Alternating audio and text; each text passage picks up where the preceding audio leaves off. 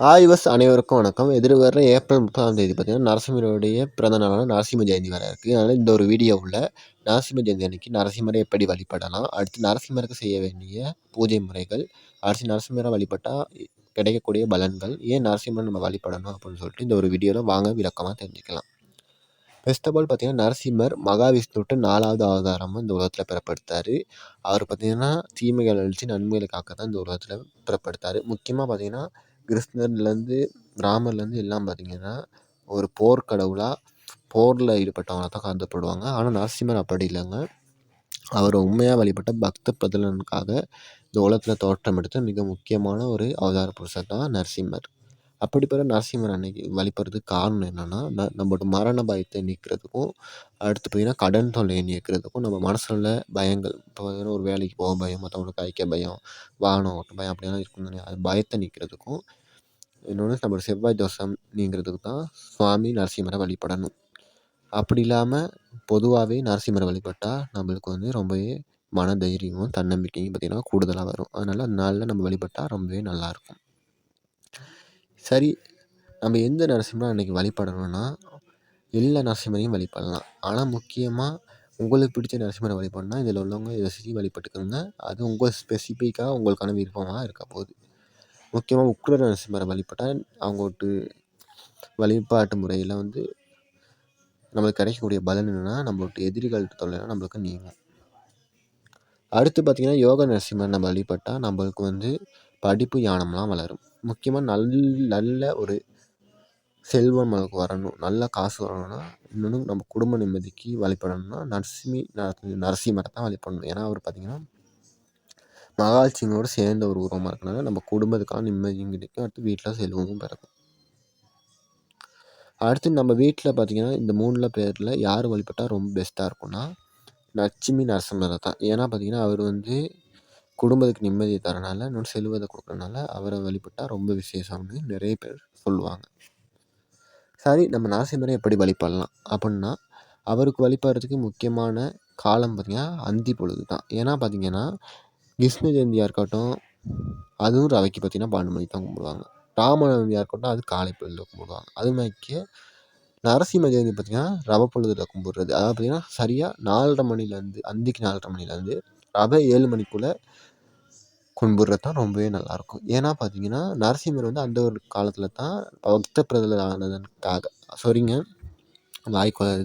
பக்த பிரகலாதனுக்காக பிறப்பெடுத்த, அதாவது அவதாரம் புரிந்த ஒரு மணிப்பொழுது. அதனால் அந்த ஒரு நேரத்தில் சுவாமி வழிபட்டால் பக்த பிரகலாதனை எப்படி நம்ம சுவாமி காப்பாற்றினாரோ அது மாதிரி நம்மளையும் நரசிம்மர் காப்பாற்றுறதுக்கு லேசாக இருக்கும். சரியாங்க? அப்படிப்பட்ட நரசிம்மரை பார்த்திங்கன்னா நீங்கள் வழிபடுறதுக்கு உங்கள் வீட்டில் வந்து ரெடி பண்ணி வேண்டிய பொருட்கள், அதாவது ரெடி பண்ணி வைக்க வேண்டிய பொருட்கள் வந்து நார்மலாக பார்த்திங்கன்னா நரசிம்மர் படத்தை இருந்தால் அதை நல்லா கழுவி துடைச்சி வச்சு ரெடி பண்ணி வச்சுக்கணும். அது இப்போயே செஞ்சு வச்சுக்கிட்டாலும் நல்லங்க. அந்த ஒரு பொழுதுக்கு முந்தைய நாள் செஞ்சுக்கிட்டாலும் நல்லங்க. இல்லாட்டி அன்னைய நாளே எப்படி நம்ம வந்து காலப்பொழுதில் நீங்கள் துடைச்சி வச்சு சுவாமி படத்தை வச்சுக்கிட்டாலும் நல்லது. அடுத்து மகாவிஷ்ணு படம் வந்து அதையும் துடைச்சி வச்சுக்கோங்க. ஏன்னா பார்த்திங்கன்னா ஒருத்தவங்க வீட்டில் நரசிம்மர் ஃபோட்டோ இருக்கும், ஒருத்தவங்க வீட்டில் மகாவிஷ்ணு ஃபோட்டோ இருக்கும். நரசிம்மர் ஃபோட்டோ இல்லாதவங்க மகாவிஷ்ணு ஃபோட்டோவை தான் வழிபடுவீங்க. இன்னொன்று மகாவிஷ்ணு ஃபோட்டோ இல்லாதவங்க நரசிம்மர் ஃபோட்டோவை தான் வழிபடுங்க. அதனால நீங்கள் எது இருக்கோ அதை ஃபஸ்ட் ஆஃப் ஆல் துடைச்சி வச்சுக்கோங்க. அதாவது மகாவிஷ்ணு ஃபோட்டோ வந்துச்சுன்னா மகாவிஷ்ணு வழிபடுறதுக்காக மகாவிஷ்ணு ஃபோட்டோ துடைச்சி கிழிச்சு சுத்தம் பண்ணி வச்சுக்கிடுங்க. அடுத்து நரசிம்மர் ஃபோட்டோ தான் நரசிம்மர் ஃபோட்டோவையும் துடைச்சி கிழிச்சு வச்சுக்கோங்க. சரியா?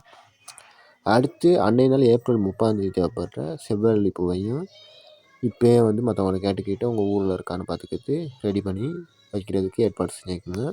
அடுத்து பார்த்திங்கன்னா முக்கியமாக துளசி மாலையோ துளசியோ அந்த சுவாமிக்கு வச்சா ரொம்பவே நல்லது. அதாவது நம்ம நரசிம்மருக்கு வச்சா நல்லது. அதனால் அதையும் கொஞ்சம் தேடி ரெடி பண்ணி ஆர்டர் பண்ணியோ இல்லாட்டி வச்சுக்கோங்க. இல்லாட்டி உங்கள் வீட்டில் இருந்தால் லேசு.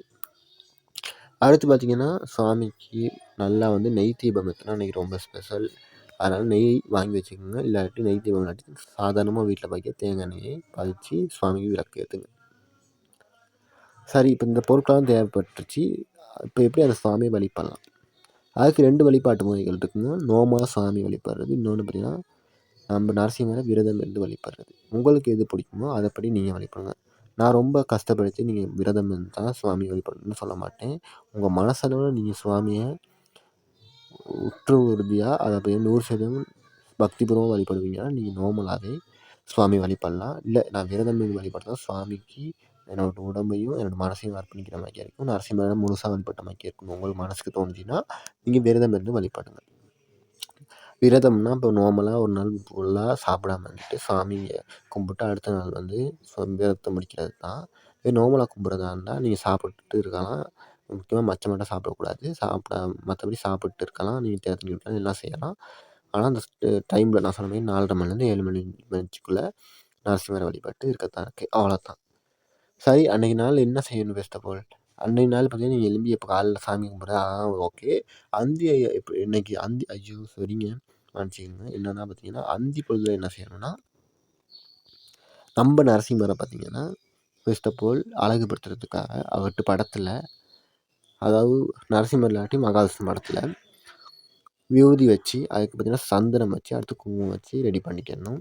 அடுத்து நரசிம்மர் போட்டோவை அந்த ஒரு நாள் அவர்கிட்ட பிறந்த நாள்னால நம்ம எப்படி பிறந்த நாளைக்கு அழகாக க்ளீனாக எவ்வளோ பியூட்டிஃபுல்லாக இருப்போமோ அதுமாதிரி சாமியையும் நல்லா பியூட்டிஃபுல்லாக ஆக்குறதுக்கு, அழகாக கவர்ச்சியாக அவரை வந்து மாற்றுறதுக்கு முக்கியமாக பூக்களால் அவருக்கு மாலை கட்டி போடலாம். அடுத்து நான் சொன்ன மாதிரி துளசி இலைகளால் மாலை கட்டி போடலாம் அப்படின்னு அதையும் செஞ்சுருங்க. செஞ்ச பிறகு நான் ஒரு 5 மணி 5:30 மணி ஆகியும் அதெல்லாம் செய்ய முடித்தேன். அதுக்கப்புறம் சுவாமிக்கு வந்து முக்கியமான பானகம், பொங்கல், அடுத்து பார்த்திங்கன்னா அவல் அப்படின்னு செஞ்சு வச்சுக்கிடுங்க. அடுத்து வந்து இந்த பேரிச்சம்பழம், அடுத்து பார்த்திங்கன்னா ப்ளம்ஸ், அடுத்து பார்த்திங்கன்னா பொட்டுக்கடலை அது மாதிரிக்கே இப்போ கற்கண்டு அதெல்லாம் வச்சுக்கிடுங்க. முக்கியமாக பழங்கள் வைக்க முடிஞ்சால் அதையும் வச்சுக்கோங்க.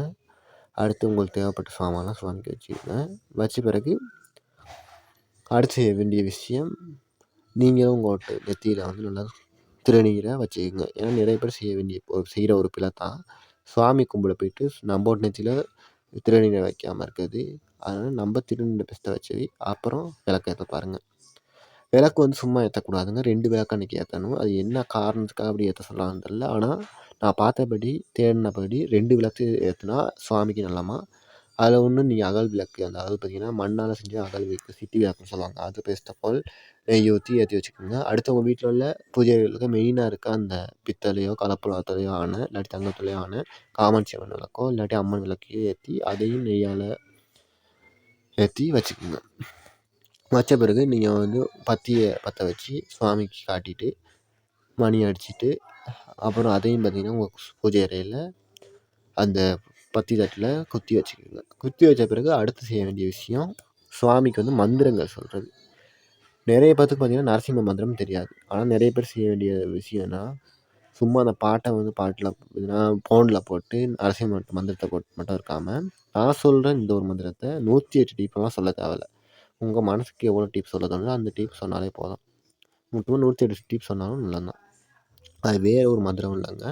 ஓம் நமோ நரசிம்மாய நமக அப்படின்னு ஒரு மந்திரம் இருக்குது. அதை வந்து நீங்கள் வந்து ஒரு டீப்போ இல்லாட்டி 108 டீப்போ இல்லாட்டி 54 டீப்போ 1008 டீப்போ உங்களுக்கு தோன்ற அளவுக்கு சொல்லுங்கள். எவ்வளோ சொல்கிறீங்களோ அவ்வளோக்கும் உங்களுக்கு நன்மை இந்த நரசிம்மர்னால். அதை பார்த்தீங்கன்னா சொல்கிறீங்க. சொன்ன பிறகு பார்த்தீங்கன்னா சுவாமிக்கு தீபம் காட்டுறீங்க. அடுத்து பார்த்தீங்கன்னா சாம்பிராணி காட்டிட்டு அந்த ஒரு வழிபாடை செவ்வனே முடிக்கிறீங்க. அப்புறம் முடிஞ்சால் அவங்க வீட்டில் உள்ள பிள்ளைகளுக்கு இந்த ஃபோனில் வந்து சாமி விட்டு வரலாறு எடுத்து கொடுக்காம நீங்கள் வந்து உங்களோட வாயால் முந்தி காலத்து தாத்தா பாட்டிமாருங்க எப்படியோ அவங்க பிள்ளைகளுக்கு சொல்லி கொடுத்தாங்களோ அதுமாதிரிக்கே நீங்கள் வந்து உங்கள் அம்மா அப்பா பழைய காலத்தால் இருந்தால் உங்களுக்கு எப்படி நரசிம்மட்டு கதையெல்லாம் சொல்லி கொடுப்பாங்களோ அதுமாதிரி இப்போ உள்ள இந்த 2K கிட்ஸுக்கு நீங்கள் வந்து நரசிம்மட்டு அவதாரம் கதையையும் அடுத்து நரசிம்மட்டு வீரத்தையும் பவரையும் அவர் வழிபட்டால் என்னென்ன கிடைக்குங்கிறதையும் நீங்கள் வந்து இப்போ நான் உங்களுக்கு எப்படி அழகாக சொல்லி கொடுக்குறேனோ அதுமாதிரி உங்கள் பிள்ளைகளுக்கும் உங்கள் வீட்டில் இருக்கவும் சொல்லிக் கொடுங்க. இது பார்த்திங்கன்னா எப்படின்னா நரசிம்மட்டு அருள் உங்களுக்கு கிடைக்கக்கூடியது. அவனுக்கும் இப்படி சொல்கிறனால ஏன்னா அவர்கிட்ட இதை பற்றி சொல்கிறீங்க தனியாக, அதனால் உங்களுக்கு அந்த நரசிம்மட்டு அருள் கிடைக்கக்கூடியதாக இருக்கும். அடுத்து பார்த்திங்கன்னா உங்கள்கிட்ட பேச்சை கேட்டு அதை நம்புகிற சின்ன சிறு பிள்ளைகளுக்கும் சரி உங்கள் வீட்டில் உள்ள ஆளுங்களுக்கும் சரி அந்த ஒரு நல்லது நன்மை கிடைக்கக்கூடியதாக இருக்கும் நரசிம்மருடைய வரலாறு சொல்கிறனால. இவ்வளோ தாங்க இந்த ஒரு வீடியோ. உங்களுக்கு வந்து நரசிம்மர் வழிபட்டனால என்னென்ன நன்மை அப்புறம் கிடச்சின்னும் முக்கியமாக நரசிம்மரை வழிபடாமல் இது வச்சு இருந்தது உங்களுக்கு தவறுன்னு நினச்சி இருந்தால் அதையும் தவறுன்னு கமெண்ட் பண்ணுங்கள். எத்தனை பேர் நரசிம்மரை பற்றி இன்னும் தெரியாமல் வழிபடாமல் இருக்கீங்கன்னு பார்ப்போம். இந்த வீடியோவில் உங்களுக்கு பிடிச்ச விஷயம் என்னன்னு கமெண்ட் பண்ணுங்கள். அடுத்து உங்கள் ஊரில் நரசிம்மர் கோயில்னால் அதையும் டேக் பண்ணுங்கள். அதையும் பற்றி பார்ப்போம்.